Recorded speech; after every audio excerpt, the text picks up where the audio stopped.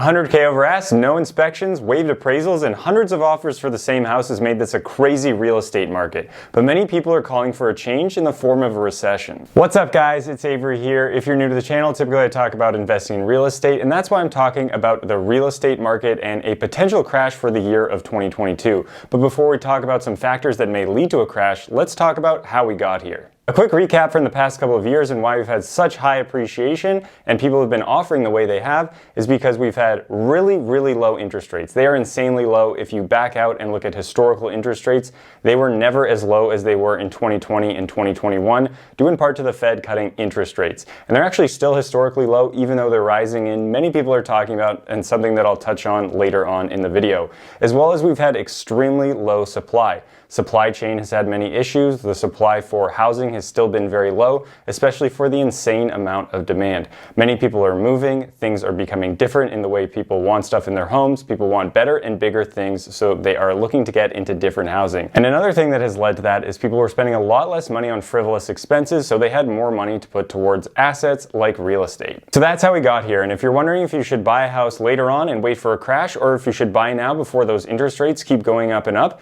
maybe you should go ahead and hit that like button for some good luck in this market. So the first thing that's important to talk about when we are looking at the housing market and if we're headed for a recession or a crash in housing would be interest rates. This is obviously the biggest talking point out of the last few months in 2022 because interest rates were at a historical low for 2020 and 2021, and we've seen that the Fed wants to increase those rates, which are closely linked to mortgage interest rates over the next couple of years, and we're starting to see interest rates go up and up and up. Typically the rule of thumb for interest rates as they associate with housing prices is every increase in 1 percentage point in interest rates will lower housing prices by 10%. And that pretty much just directly comes from because the amount that people can borrow and are able to pay for a monthly payment will go down by interest rates going up. When you're borrowing money and interest rates go up, it's going to be more expensive for your monthly payment to actually have that house every single month. And because it's more expensive, that means people are not able to offer as much, or there are less buyers at a higher number amount, so that might bring demand down even though the supply is still really low.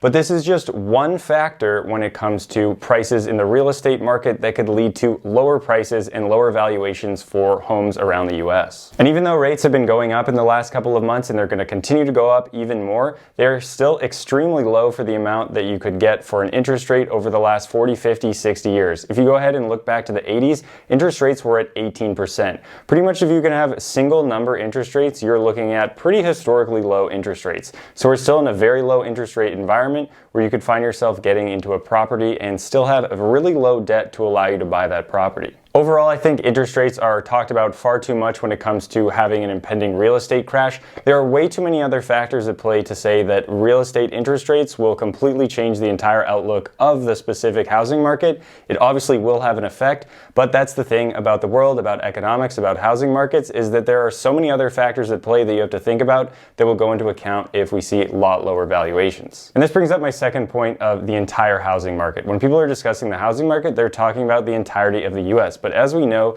the housing market from city to city, state to state, area to area is going to be very different. There might be an area where a lot of people are moving to, there's going to be more demand and still low supply that's not able to keep up with that demand, and they might be moving away from a specific spot that will lower the demand in that area and make prices go down, and then prices will go up in that other area. So you can't really just look at the entirety of the market. I think you have to look more local and specific to the area that you're in. If we think of a good example like this in the past couple of years, a lot of people from the north or colder climates have moved into the southeast where it's a little bit warmer, there's less winter, and housing prices have been a lot less expensive. So there's been a big demographic shift of people going from these larger, colder areas to these smaller cities that have become bigger and bigger and bigger in the southeast because people want warmer weather, people want cheaper housing, people want more space, and the southeast is offering them all of those things. So housing prices down in the southeast have gone up and up and up, and they've still been going up in coastal cities, in bigger cities, but maybe you're starting to see that in some of the areas, because interest rates are going up and they're not as desirable locations, that housing prices could probably go down. One example of this could be Durham, North Carolina, where I live right now. Many people are moving from the north down to the southeast, and Durham, North Carolina is no exception because there are many people who are having big money coming out of the north because they live in a big city like Boston or New York. They've sold their home and they've moved down here. There's been a 1.54% increase in population every single year in this specific town, so more and more people are coming here, and what that means is the more people that come here is there is more demand, but the supply is not able to keep up because there are supply chain issues and builders aren't able to build as fast as the amount of people that want to come in and have housing. Alternatively, you could have an area like central Maine, which is very cold. There's not a lot going on, and there used to be a bunch of mill buildings, but people have been moving out of there for however many decades to come.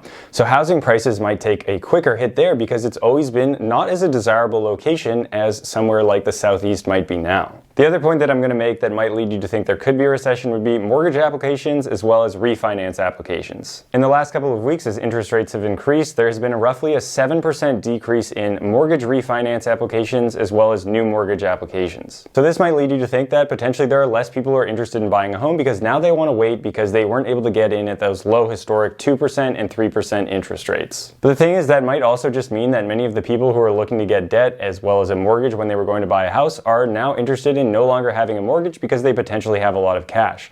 Many people in the last couple of years have become far more savvy with their money and they have a lot more money. Or they're doing what, like I talked about, they're in an expensive market like Boston or New York. They sell their house and they have roughly $400,000, $500,000, $800,000, maybe $1 million worth of equity that they've taken out of that property. And now they can buy a really nice 3-bed, 4-bed, 2-bath house in a less expensive market with all of that money that they've taken. These are not just really wealthy people. These are people who've just had housing, have had a lot of that equity, sold their house, and moved to a smaller or mid-sized market where it's a lot less expensive and their dollar is a lot more valuable, especially for the housing market in that new area they're moving to. And that will lead me into my fourth point, that many people have all cash offers on hand if they wanted to. But in the last couple of years, because debt was so cheap and far lower than the rate of inflation, many people thought, might as well get a mortgage and then invest my money elsewhere so I can keep it growing and growing, rather than just buying a house outright in cash. But those same people now see that interest rates might be going up and thinking, well, maybe I could just do better by paying off that house rather than going somewhere else in the market and investing that money, because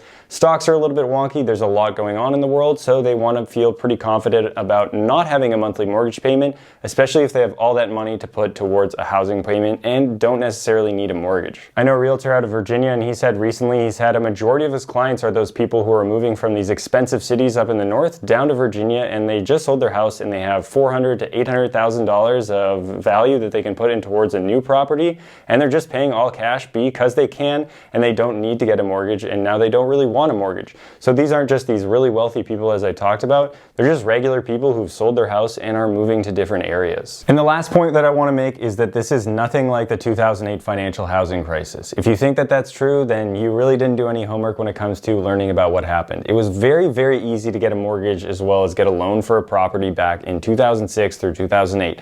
You really needed no income, no job, or no assets. Now lending standards are far more difficult in order for you to get a property, so they're not just giving loans to anyone, and people aren't just going out there buying homes that they can't afford, getting underwater, and then causing this type of massive crash that we saw back in 2008. Plus, back in 2008, there was a massive supply of homes and the demand was not there, which then caused an even bigger crash, and there were all of these other factors, like the factors that I'm talking about today, that led to that crash. There was not just one specific thing, like interest rates going up, that led to that type of housing crash that happened back then. And the last thing that's important to think about if you're thinking, should I wait or should I buy now, would be that if there's actually a crash, that means that lending standards would probably tighten up even more.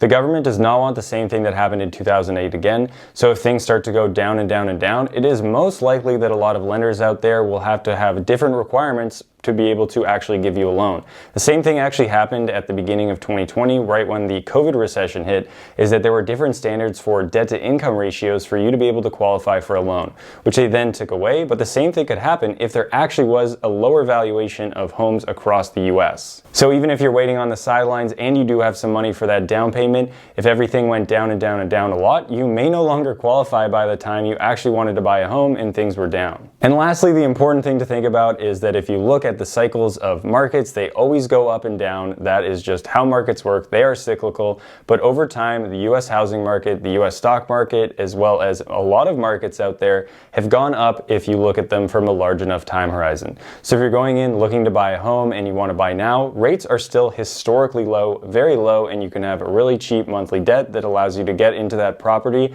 And if you're looking at it from a long-term perspective, 5, 10, 15, 20, 30 years that you want to live in this property, then it doesn't really matter if there's a crash tomorrow, as long as you can make those payments and then you can get through those low ends of the cycle so that you can reap some of the benefits of the rewards of real estate. So I want to hear from you guys. Do you think there's going to be a crash, or we're going to continue having crazy appreciation? I personally think it's going to just go back to normal appreciation, that standard 3% to 6% every single year, and things will just slow down and start to soften a little bit. And maybe a couple of years from now, we'll have some type of crash, because that is just what happens in cycles, but it does not really matter as long as you're thinking in the long term. I plan to make a majority or all of my investments when it comes to real estate in the long term. So to me, it doesn't really matter, because 40 years from now, I will be up compared to my position today. And if you guys like this video, don't forget to hit that subscribe button so you have more content on real estate investing as well as personal finance related topics. I will make videos every single week. And if you like me and want to support the channel, don't forget to go ahead down below and get your 5 free stocks valued up to $3,500 from Moomoo.